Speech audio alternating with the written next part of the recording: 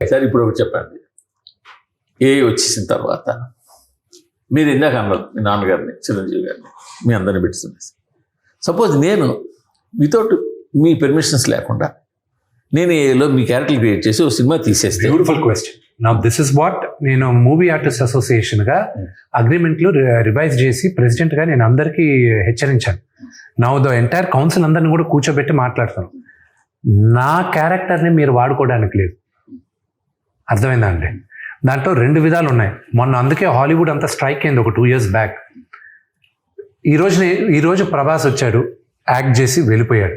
నేను రేపు సినిమా తీస్తున్నాను, క్రానికల్స్ ఆఫ్ కన్నప్ప అని. తీసిన తర్వాత నేను ప్రభాస్ యాక్ట్ చేసిన క్యారెక్టర్ యాజ్ ఇట్ ఈస్ నేను తీసుకొచ్చి ఈ సినిమాలో వాడుకుంటాను. నేను ఆయన క్యారెక్టర్ వేసేస్తాను అని రేపు ప్రభాస్ వచ్చి నేను క్వశ్చన్ చేశానుకో, how can you use it? That's నువ్వు నన్ను కదా వాడుతున్నావు అంటే నేనేమంటాను, నిన్ను వాడట్లా, నా రుద్ర క్యారెక్టర్ను వాడుతున్నాను అంటాను. Who holds IP? మొన్న ఆల్రెడీ కోర్టు జడ్జిమెంట్ ఒకటి వచ్చింది, చూసారు లేదో. ఒక సింగర్ ఆర్ ఇది వేస్తే వాళ్ళు వేసి కోర్టు ఏమని అడిగింది, నీ గొంతు పోలిన గొంతు, ఇట్స్ నాట్ యువర్ వాయిస్ అంది. ఇప్పుడు మనం రికార్డింగ్ డ్యాన్స్లు చూస్తున్నాం విలేజ్లో, ఎంతోమంది చక్రవర్తి రికార్డింగ్ డ్యాన్స్, మీకు తెలిసి ఉంటుంది, బోల్డ్ రికార్డింగ్ డ్యాన్స్, ఆర్కెస్ట్రా ఇవన్నీ.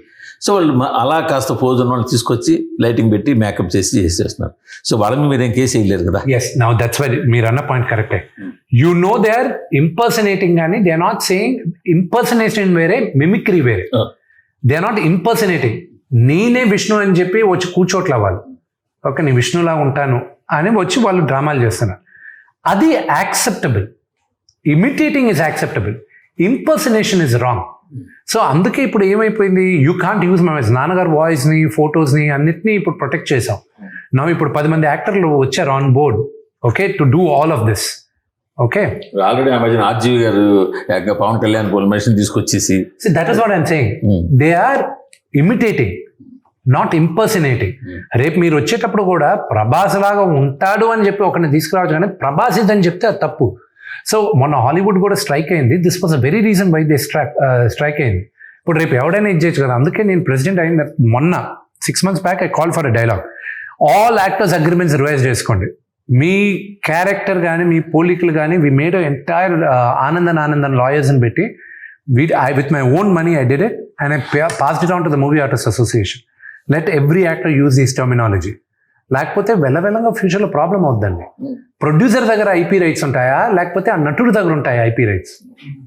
సో ఆ క్వశ్చన్ అనేది ఇట్స్ వెరీ గ్రే ఏరియా. ఇప్పుడు పెద్దరాయుడులో నేను I can replicated, I'm the producer, Rajinikanth గారు యాక్ట్ చేశారు.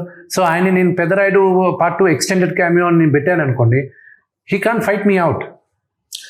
యాక్చువల్గా మనకి నళినీకాంత్ అని, రాజ్ కుమార్ అని, చిరంజీవి, పూర్ మ్యాన్స్ చిరంజీవి అని రాజ్ కుమార్ ఒక ఆయన ఉండేవాడు, ఆయన సీరియల్స్ లో కూడా ఇచ్చి. నళినీకాంత్ అని చెప్పి రజనీకాంత్ గారు లాగా ఉండేవాళ్ళు ఇంతకుముందు కూడా. హాలీవుడ్ స్ట్రైక్ అది ఐపీ ఇది ఏఐ యూస్ చేస్తున్నారు రైటర్స్ చేశారు. రైటర్స్ ఫస్ట్ స్టార్ట్ చేసింది రైటర్స్, దాని తర్వాత SAG ఫాలో అయింది, స్క్రీన్ యాక్టర్స్ గిల్డ్, వాళ్ళని ఇచ్చేసారు. సో దాని తర్వాత ఏంటంటే ఇప్పుడు కన్నప్పలో ఆర్టిఫిషియల్ ఇంటెలిజెన్స్ కూడా వాడున్నాను నేను.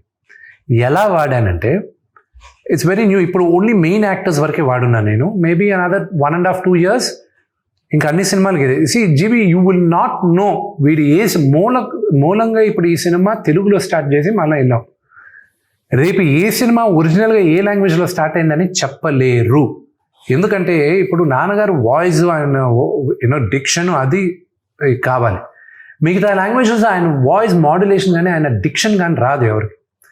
సో ఇప్పుడు ఏం చేసాం, తమిళ్లోకి వెళ్ళి ఒక డబ్బింగ్ ఆర్టిస్ట్తో ముందు ఆయన డైలాగులు అన్నీ చెప్పించాం, మాడ్యులేషన్ ఇలా ఉండాలి ఇది అని చెప్పించేసాం. ఇప్పుడు ఏఐలో ఈయన వాయిస్ మ్యాప్ చేసాం.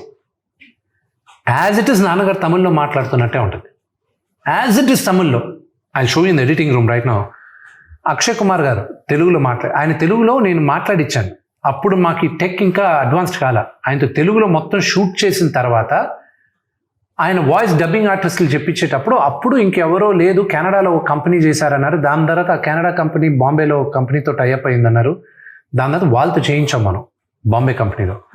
As it is Akshay Kumar own వాయిస్తోనే, ఆయన వాయిస్తోనే ఇక్కడ తెలుగులో మాట్లాడిన Tamil, Malayalam, same Vishnu's voices are in all languages. ఇప్పుడు we went 1 step ahead. Lip కూడా we changed it. Lip sync as per the language. As per the language.